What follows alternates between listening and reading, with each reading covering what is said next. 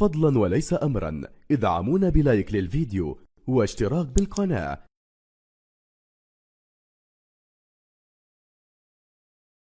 كابتن وائل، ما هي أبرز ملامح تشكيلة ريال مدريد؟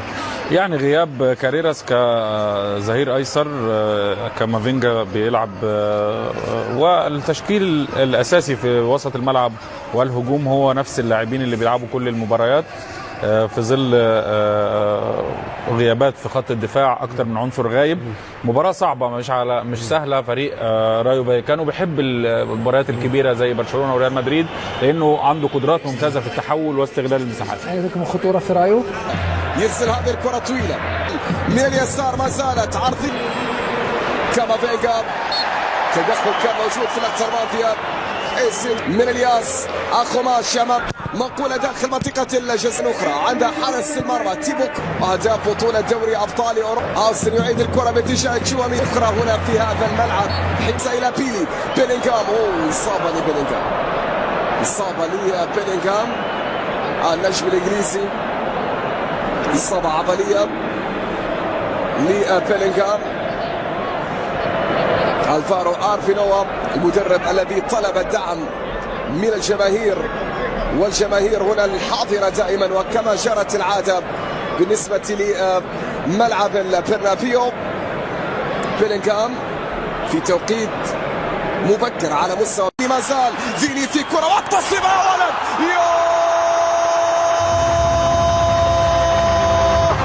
يا عيني على فينيسيوس وعلى هدف فينيسيوس. نعم، فينيسيوس كما يجب أن يكون، فينيسيوس كما كان، وفينيسيوس كما يجب أن يكون، بطريقة ولا أروع، إبداعية خرافية رائعة من البرازيلي. هدف جميل عن طريق فيني بشكل ممتاز، من الأهداف التي اشتاقت لها جماهير ريال مدريد، من الأهداف التي كنت قد تعودت واعتدت أن تسجلها لمدريد. أنا فيني، أنا ملك الأهداف الساحرة، أنا فيني، أنا ملك الأهداف الجميلة. تذكر من تكون يا فيني، تذكر من تكون. تمريرة ممتازة إلى كيليان في التقدم، فيني في المحاولة ما زالت إلى أردا إلى كيليان، لكو من أجل صاروخ فيدريكو دياز من هذه المسافة عرضية، بعد ذلك عرضية للرايو. ضغط جاي فيني ما زال فيني، تمريرة فترة يعني فيها نوع من الله جميلة، وفيني من جديد أراد أن يسجل الثنائية، لكن بعد ذلك عرضية. الضغط أروع، يا على كرة، الله على كرة فيدريكو فالفيردي بالكرة الطولية بالمقاس مليمترية باتجاه كيليان مبابي على استلام من الفرنسي، لكن التغطية كانت موجودة. استلام كيليان والعرضية خطيرة، كرة منقولة من الطرف الأيمن، وصلت الكرة عرضية وفرصة هدف التعادل، لكن سهل الكرة عند تيبو. قدم في الوسط بعد ذلك لريال مدريد الأمر الطرف الأيسر، إيزي بالازون كومباو، لكن وصول بعد ذلك زال لفريق الرايو. التصويبة ولدينا أردا جولر، الطرف الأيمن لفريق الرايو فايك. التمريرة باتجاه إبراهيم دياز، فيني في محاولة، بعد ذلك التصويبة من إبراهيم دياز لكنها بعيدة إلى خارج الملعب، إلى ركلة مرمى في هذه اللحظات لفريق الرايو فايكانو. هذا هو محاولة قائمة للرايو، فرصة التعادل، ولكن حارس المرمى تيبو كورتوا يتصير، ما زالت والتصويبة، ولكن إلى خارج الملعب. ركلة مرمى لفريق ريال مدريد. شاهد الصافرات، استمعوا إلى الصافرات. جماهير ريال مدريد الآن شعرت يريدون ريال. مقطوعة الكرة من على تأتي إيزي والتصويبة، ولكن كامافينجا تصدى للكرة الماضية. هاوسن في كرة والتصويبة الثاني لا، بغرابة تضيع كرة الأول إلى كيليان مبابي ليسقط في الكرة الأخيرة مطالبا بوجود ركلة جزاء، لكن الحكم أشار إلى استمرارية اللعب.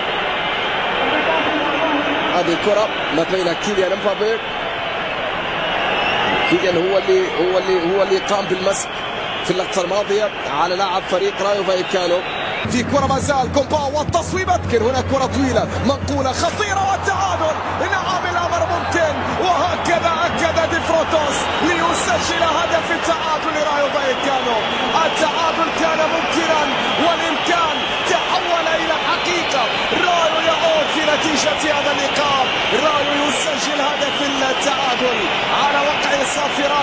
الجماهير المدريدية. جماهير ريال مدريد غاضبة من هدف العودة للرايو. خورخي دي فوتوس يسجل هدف التعادل ويمنح رايو العودة هنا في ملعب البرنابيو. هدف لهدف، هكذا أصبحت النتيجة الآن بهذا الشكل، بهذه الصورة، بهذه النقلة.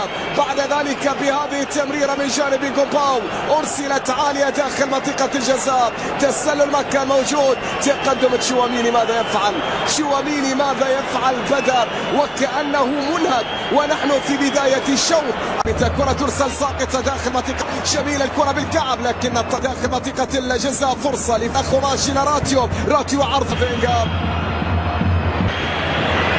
عندك كرة ذلك سيبايوس لكن كرة ضعيف. لو دائم كيليان كسر كامافينجا والعرضية. الكرة اليمنى، تدخل كان موجود مدريد، ترسل العرضية والراس. راتيو في كرة تمريرة بينية كذلك عن طريق فيني عرضية. في اللقطة الماضية حكم اللقاء.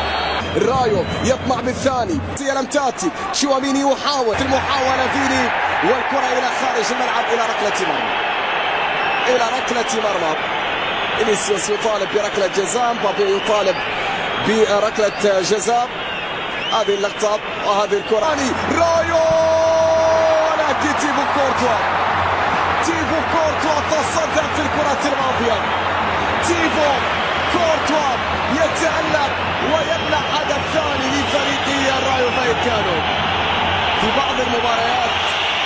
بعض المباريات تشعر أن ريال مدريد عبارة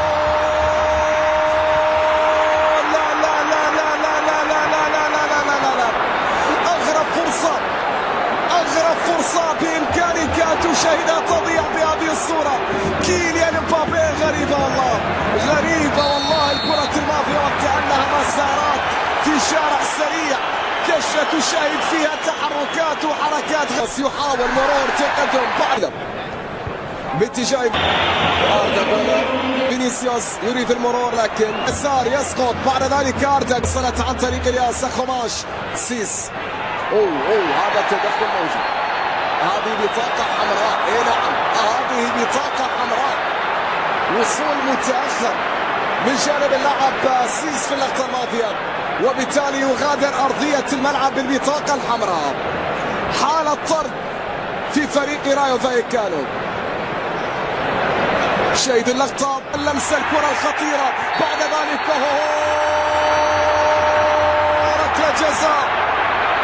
ركلة جزاء لريال مدريد في اللحظات الأخيرة. كيليان مبابي